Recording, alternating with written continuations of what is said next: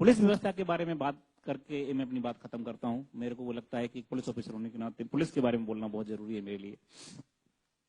Police के बारे में हिंदुस्तान के अधिकांश लोगों के बीच में एक छवि बनी हुई है, वो ये कि पुलिस वाले करप्ट हैं, पुलिस वाले हर बात पे परेशान करते हैं, पुलिस वाले हर चीज में टांग अड़ाते हैं, और पुलिस वाले बेसिकली इस समाज में एक अलग टाइप का माहौल बनाकर जी रहे हैं।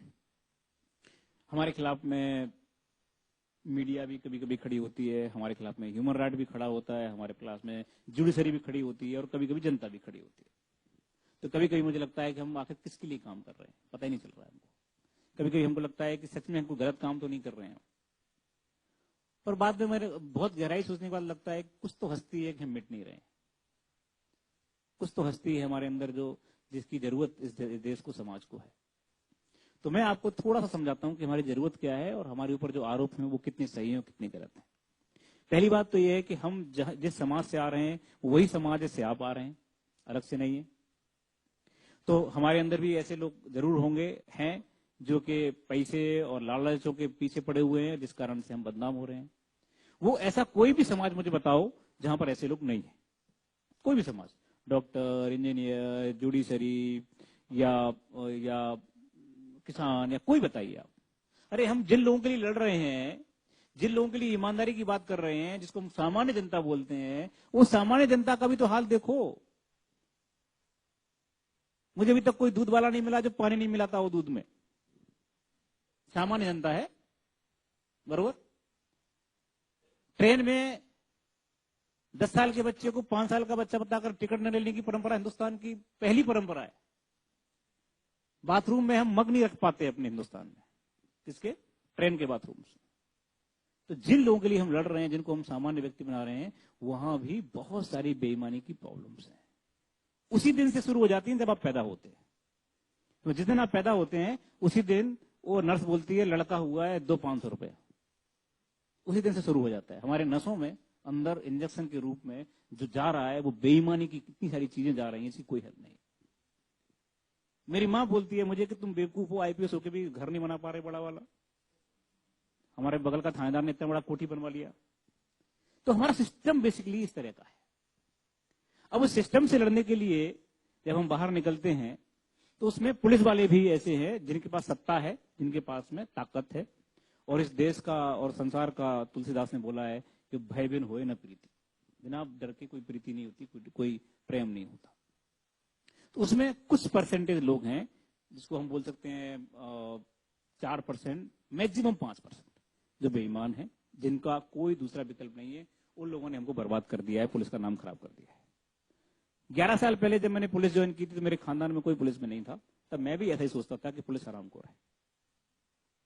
लेकिन 11 साल काम करने के बाद आज मुझे ऐसा लगता है कि अगर दुनिया में काम करने के लिए, समाज के लिए कुछ काम करने के लिए कोई संस्था है, कोई जगह है, तो सिर्फ पुलिस है। हमारे पास रोता हुआ आदमी आता है, हमारे पास वो आदमी आता है जिसके साथ अन्याय हुआ है, लेकिन साथ में वो भी आता है जो शोषण करने वाला है। शोषक और शोषण दोनों आते। अब प्रॉब्लम समझिए हमारी, दोनों लोग आ गए, हमको ये तय करने में टाइम लगता है कौन सही है कौन गलत है, क्योंकि आपको 20-20 साल लग गए तय करने में कौन गलत है कौन सही है। आपका दोस्त अचानक से आपके खिलाफ में कुछ कर गया और आप बोलते अरे साला आस्तीन का सांप निकला, बरोबर है। आप 20 साल तक तय नहीं कर पाए कि सही है गलत है, हमको बोलते हो 5 मिनट तय करो। कैसे करोगे? हम फाइलों से नहीं खेल रहे, हम आदमी से खेल रहे हैं। वही आदमी जो एक बार अच्छा व्यवहार करता है, दूसरा अच्छा व्यवहार, तीसरा बार करता है, वही आदमी जो अचानक से उग्र हो जाता है, वही आदमी जिसका पता ही नहीं कैसा बिहेव करेगा। कभी कभी कोई पत्रकार अपना बड़ी अच्छी बात करता है, लगता है कितना सज्जन आदमी है, अचानक से वो एकदम किसी स्पॉट पे मिलता है, बोलता है साहब आंसर दिया तुम्हें, क्या देते नहीं आंसर, एकदम अलग हो जाता है वो। तो वो हम आदमियों से खेल रहे हैं, और आदमियों से खेलना इतना आसान नहीं है, आदमियों की इमोशंस अलग अलग है। इसलिए हम ये तय नहीं कर सकते 5 मिनट के अंदर। हमको बोला जाता है बच्ची का रेप हो गया है, 1-2 घंटे के अंदर अगर आरोपी नहीं पकड़ा गया तो हम थाना जला देंगे। अरे बाबा कैसे जला दोगे तुम थाना? क्या कोई हमारे पास मशीन है क्या?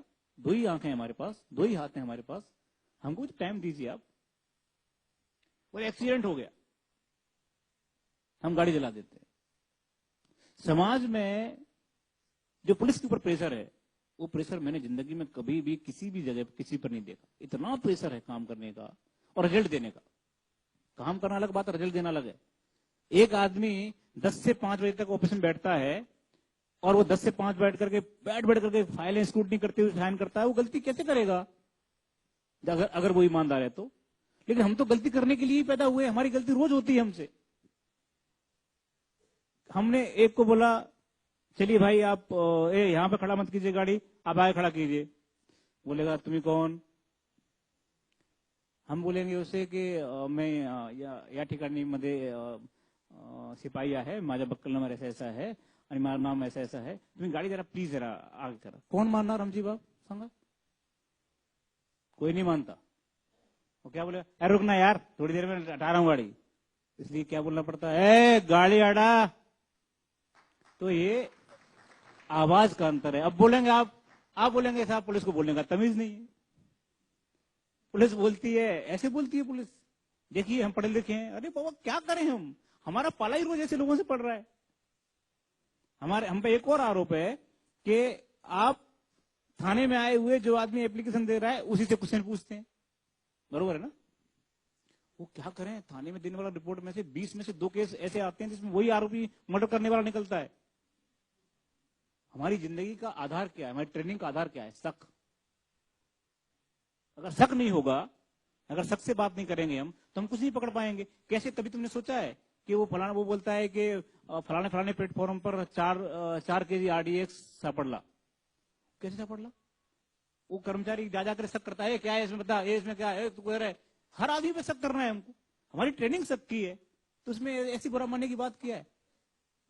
हम बोलते हैं सब सिक्योर होना चाहिए, पुलिस की कमजोरी हो गई, वहां पर ये हो गया, यहाँ पर ये हो गया। पुलिस क्या कर रही थी? सो रही थी क्या, बैठ रही थी, खा रही थी क्या? और तो और कई लोग तो कैमरा ले लेकर के पहुंचते, देखो ये पुलिस सो रही है। अरे बाबा इंसान है, सोएगा नहीं क्या? आप उनको मत देखिए तो 10 से 5 करते हैं, हम 24 घंटे काम करते हैं। हमको भी जीने का अधिकार है। हमको पता ही नहीं है कि हम कब खाएंगे। तुम्हें पता है पुलिस वालों के जो पेट बड़े हुए हैं उसका कारण जानते हो? मैंने पूरा स्टडी किया, पूरा एकदम उसका स्टडी किया, काय का एकदम साइंटिफिक। तो मुझे मालूम चला डॉक्टरों से बात करने के बाद कि इनकी हैबिट क्या हो गई है कि अगली बार खाना मिलेगा कि नहीं पता नहीं, इसलिए पहली बार में ज्यादा खा जाओ, जहां मिल जाए ज्यादा खा जाओ। तो ऐसी सिचुएशन में मेरे पास वानखेड़े स्टेडियम है ये वाला, जहां मैच होते हैं, क्रिकेट मैच। तो मैं सिक्योरिटी के लिए जब लोगों को लगाता हूं तो चेक करने में लोग बोले हमें आतंकवादी है। चेक होना नहीं चाहता आदमी हिंदुस्तान में। हाँ, अमेरिका जाएगा तो चुपचाप बेल्ट निकाल देगा, सब निकाल देगा, 2 घंटे खड़ा रहेगा। लेकिन यहां नहीं चेक होगा। गाड़ी हर एक वीवीआईपी की और वीआईपी की भी एकदम एंड तक जाना चाहिए। और एक आध बार ऑफिसर या कोई बड़ा आदमी मान भी जाएगा, लेकिन उनकी बीवियां नहीं मानती। गाड़ी एकदम एंड तक जाना चाहिए। वो कौन, आप सिक्योरिटी की बात कर रहे हैं तो हमको करने दीजिए ना काम अपना। जिसको रोकेंगे वो बोलेगा मला माहित, तुम्हारा माहित नहीं कौन है आम्ही। जिसको बोलेंगे बोलता है तुमचा अच्छा नंबर सांग, तुमचा बिल्ला सांग, तुम्हारा सस्पेंड कर दो। अरे क्या समाज है? समाज में अगर आप सम्मान देंगे पुलिस को तो सम्मान पुलिस भी देगी आपको। जब आप ही सम्मान नहीं दे रहे, हर एक आदमी बोलता है मैं एडवोकेट हूं, हर आदमी बोलता है मैं ये हूं, मैं वो हूं, तो इस चक्कर में क्या हो रहा है, समाज में पुलिस की जो लैंग्वेज है वो रफ हो रही है, खराब हो रही है। दूसरी बात जो करप्शन की बात है, मैं आपको यकीन के साथ कहता हूं, आंकड़ों के साथ कहता हूं, पुलिस से ज्यादा करप्शन दूसरे डिपार्टमेंट्स में है। लेकिन हमारा क्यों बाहर है, क्यों आपके सामने पहुंच रहा है? क्योंकि हम वर्दी पहने हुए हैं, हमारे पास नाम लिखा हुआ है। ये मैं अगर यहां से वहां तक जाते समय किसी से 500 रुपए लूंगा तो 50 लोग देखकर बोलेंगे ये साहब गए थे, ये मनोज कुमार शर्मा थे। लेकिन कोई सिविलियन जाएगा तो पता ही नहीं चलेगा कौन गया, कहां से गया, कैसे गया। दूसरी बात, दूसरे डिपार्टमेंट्स को सरकार पैसा देती है, जाओ फलाने गांव में 20 कुआं खोदो फ्री में, बरोबर। तो वो 10 कुआं खोदेगा, 10 का पैसा खा जाएगा, तो 10 का जिसका खुद गया वो अच्छा बोलने वाला है ना। 10 को तो पता ही नहीं है कि मेरे लिए भी आया था। हमारे साथ दिक्कत क्या है कि हम जो पैसे डिमांड कर रहे हैं वो चलते हुए रोड वाले कर रहे हैं, तेरा चालान करते हैं, तेरा ये करते हैं, इसलिए हम लोग बदनाम ज्यादा है, देखते ज्यादा है। लेकिन हकीकत ऐसी नहीं है। हकीकत ऐसी है कि महाराष्ट्र में कम से कम 80 से 85% पुलिस वाले दिन रात काम करते हैं, हर समय काम करते हैं, मेहनत से काम करते हैं, और इसीलिए आप देखिए बड़ी बड़ी समस्याओं को सुलझाते हैं।